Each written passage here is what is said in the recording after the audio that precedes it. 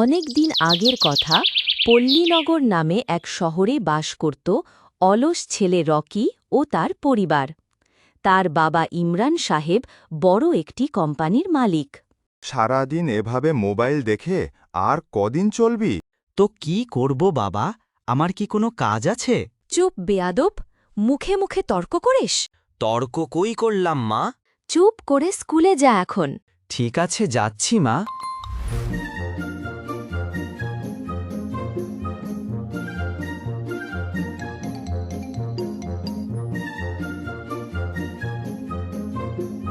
এই ছেলেকে নিয়ে আর পারি না, কোনো কথা শোনে না।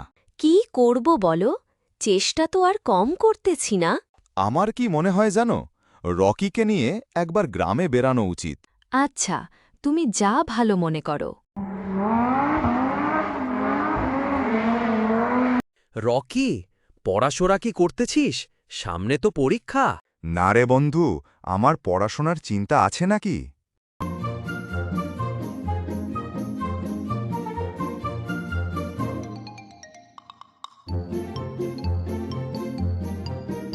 তোর না কালকে পরীক্ষা, এখনো যে মোবাইল দেখতেছিস?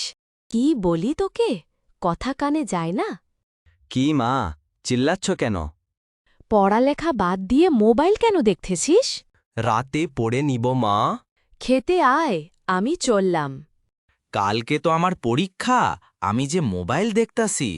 থাক, এ তো চিন্তা করে কি হবে। তারপর রকি পড়ার বদলে মোবাইল দেখে সারা রাত কাটিয়ে দিল।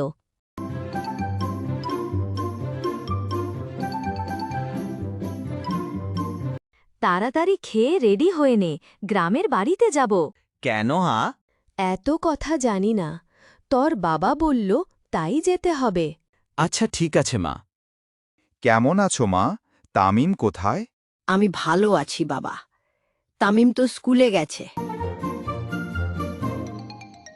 খাও দাদু ভাই, ভালো করে খাও।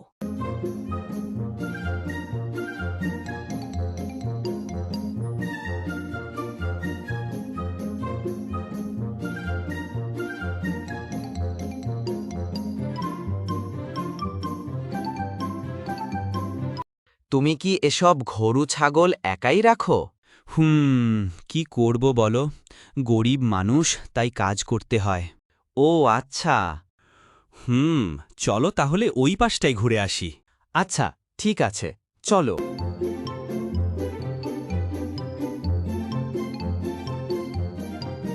তোমাদের গ্রামটা কি সুন্দর, নদী নালা, চারদিকে বিস্তৃত পাহাড় বন, আরও কত কিছু।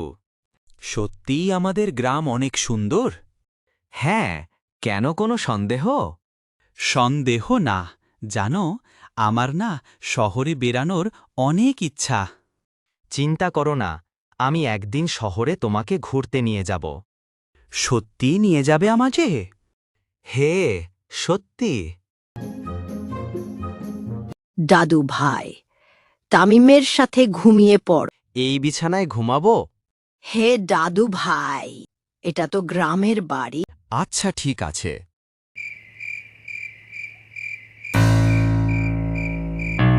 তারপর তামিম আর রকি দুজনে একসাথে ঘুমিয়ে গেল। হঠাৎ কিসের শব্দ শুনে রকির ঘুম ভেঙে গেল। তারপর দেখল তার ছোট ভাই তামিম হারিকেন জ্বালিয়ে পড়াশোনা করতেছে। সে এত কষ্ট করেও পড়াশোনা করে, আর আমি কোনো পড়াশোনাই করি না। দাদু, চললাম তাহলে, সাবধানে থেকো, ঠিকমতো খাওয়া দাওয়া করো কিন্তু। তুমিও সাবধানে থেকো দাদু ভাই, ভালো করে পড়াশোনা করবে।